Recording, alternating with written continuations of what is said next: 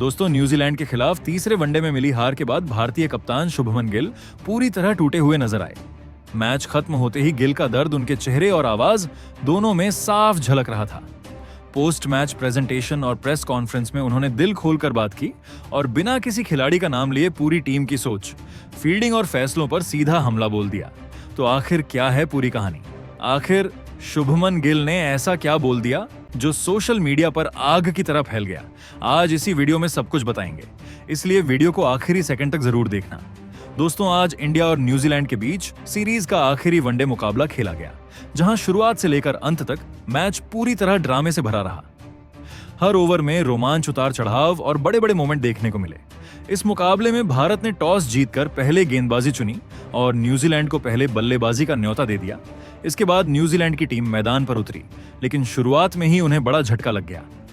अर्शदीप सिंह ने पहले ही ओवर में हेनरी निकल्स को गोल्डन डक पर चलता कर दिया और इसके तुरंत बाद हर्षित राणा ने डेवोन कॉनवे को स्लिप में लपकवा दिया। सिर्फ 5 रन पर 2 विकेट गिरते ही कीवी टीम दबाव में आ गई। इसके बाद विल यंग और डेरियल मिचेल ने मोर्चा संभाला। दोनों ने समझदारी से खेलते हुए सिंगल डबल से स्कोर आगे बढ़ाया और पावर प्ले में टीम को स्थिरता दी। विल यंग ने कुछ शानदार चौके लगाए, जबकि डेरियल मिचेल ने एक छोर पकड़े रखा। लेकिन 13वें ओवर में जडेजा ने विल यंग को चलता कर भारत को तीसरी सफलता दिला दी। इसके बाद ग्लेन फिलिप्स क्रीज पर आए और यहीं से मैच का पासा पलट गया।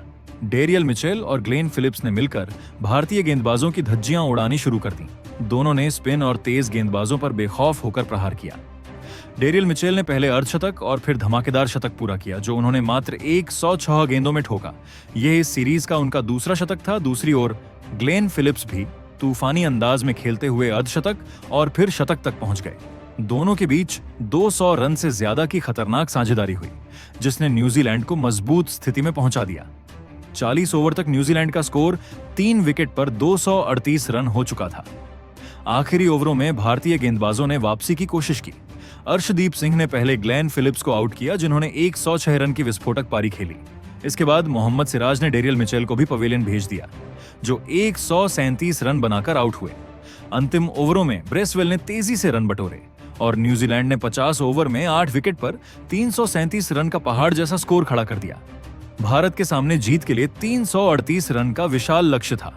लक्ष्य का पीछा करने उतरी टीम इंडिया की शुरुआत। ताबड़तोड़ रही रोहित शर्मा ने पहली ही गेंद पर चौंका, झड़कर साफ इशारा दे दिया कि भारत डरने वाला नहीं। शुभमन गिल ने भी लगातार 2 चौके लगाए, लेकिन चौथे ओवर में रोहित शर्मा आउट हो गए। इसके बाद विराट कोहली आए और संभलकर बल्लेबाजी शुरू की। शुभमन गिल भी शानदार लय में नजर आ रहे थे, लेकिन काइल जेमिसन ने उन्हें बोल्ड कर भारत को दूसरा झटका दे दिया। इसके बाद श्रेयस अय्यर और केएल राहुल भी सस्ते में पवेलियन लौट गए, जिससे भारत बुरी तरह फंस गया। एक समय भारत का स्कोर 71 रन पर 4 विकेट हो गया था।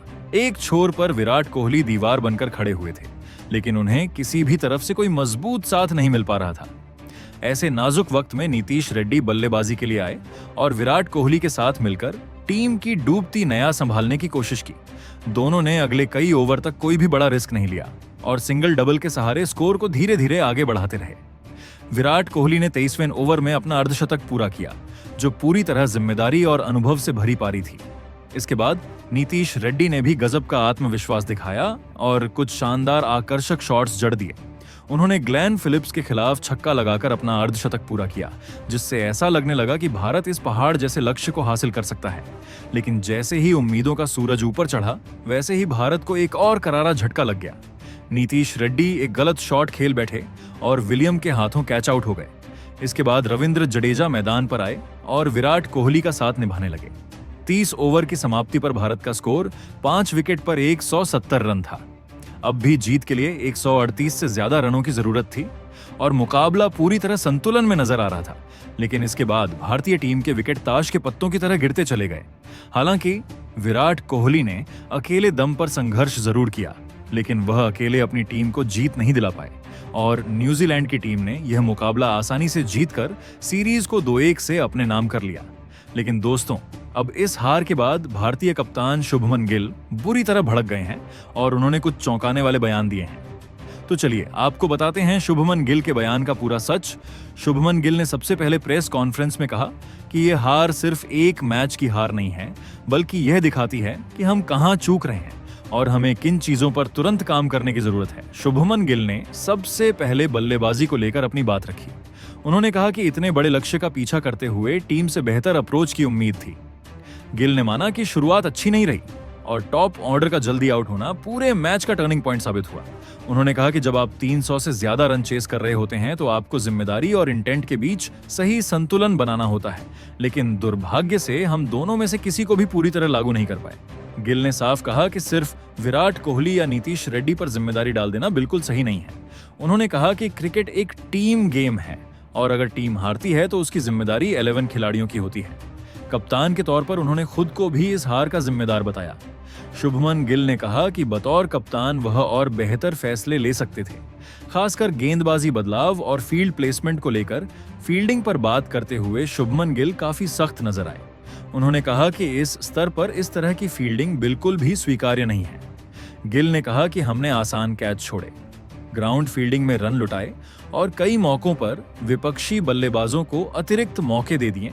उन्होंने 2 टूक शब्दों में कहा कि अगर आप न्यूजीलैंड जैसी खतरनाक टीम को बार बार जीवन दान देंगे तो वे उसका पूरा फायदा उठाएंगे, और ठीक यही इस मैच में हुआ। गेंदबाजी को लेकर भी शुभमन गिल ने खुलकर हमला बोला। उन्होंने कहा कि शुरुआत में गेंदबाजों ने सही लाइन और लेंथ पर गेंद डाली, लेकिन मिडिल ओवर्स में हमारी पकड़ ढीली पड़ गई। गिल ने माना कि डेरियल मिचेल और ग्लेन फिलिप्स की खतरनाक साझेदारी को तोड़ने में टीम पूरी तरह फेल रही। उन्होंने कहा कि वहां हमें विकेट निकालने के लिए और ज्यादा आक्रामक होना चाहिए था, लेकिन हम रक्षात्मक सोच में चले गए, जिसका खामियाजा हमें बड़े स्कोर के रूप में भुगतना पड़ा। शुभमन गिल ने टीम की मानसिकता पर भी बड़ा वार किया। उन्होंने कहा कि कहीं ना कहीं दबाव में आकर हम घबरा गए। उन्होंने कहा कि बड़े लक्ष्य का पीछा करते वक्त धैर्य बहुत जरूरी होता है, लेकिन साथ ही मौके का फायदा उठाना भी आना चाहिए। गिल ने कहा कि कुछ बल्लेबाजों ने गैर जरूरी शॉट खेले, जबकि कुछ जरूरत से ज्यादा रक्षात्मक हो गए। यही असंतुलन हमारी हार की सबसे बड़ी वजह बना। कप्तान शुभमन गिल ने यह भी कहा कि इस हार से टीम को बहुत कुछ सीखने की जरूरत है। उन्होंने कहा कि सिर्फ जीत का जश्न मनाना आसान होता है, लेकिन हार के बाद खुद से सवाल करना ज्यादा जरूरी होता है। गिल ने कहा कि वह ड्रेसिंग रूम में खिलाड़ियों से खुलकर बात करेंगे और साफ तौर पर बताएंगे कि उनसे क्या उम्मीद की जाती है। उन्होंने कहा कि टीम में किसी को भी यह नहीं सोचना चाहिए कि उसकी जगह पक्की है। जो खिलाड़ी मौके का फायदा नहीं उठाएगा उसे आगे बैठना पड़ सकता है। शुभमन गिल ने युवा खिलाड़ियों को लेकर भी बड़ी बात कही। उन्होंने कहा कि युवा खिलाड़ियों में टैलेंट की कोई कमी नहीं है, लेकिन इंटरनेशनल क्रिकेट में सिर्फ टैलेंट काफी नहीं होता। यहाँ आपको लगातार अच्छा प्रदर्शन करना पड़ता है।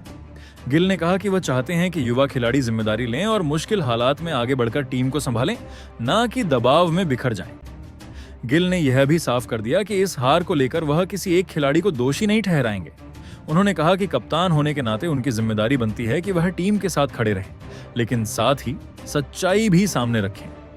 गिल ने कहा कि यह हार आंखें खोलने वाली है और अगर अब भी हमने सुधार नहीं किया तो आगे आने वाले बड़े टूर्नामेंट में हमें और ज्यादा मुश्किलों का सामना करना पड़ सकता है।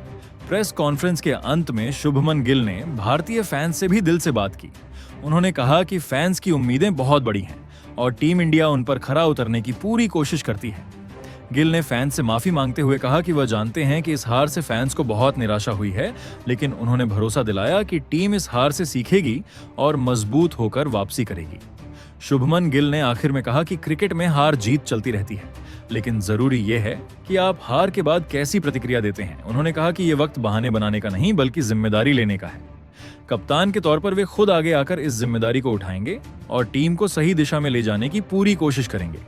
गिल के इन बयानों से साफ है कि वह इस हार को बिल्कुल हल्के में नहीं ले रहे और आने वाले समय में टीम इंडिया में कुछ बड़े बदलाव भी देखने को मिल सकते हैं।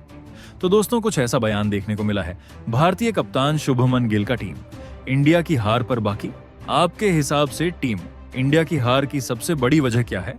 अपनी राय कमेंट में जरूर बताइएगा।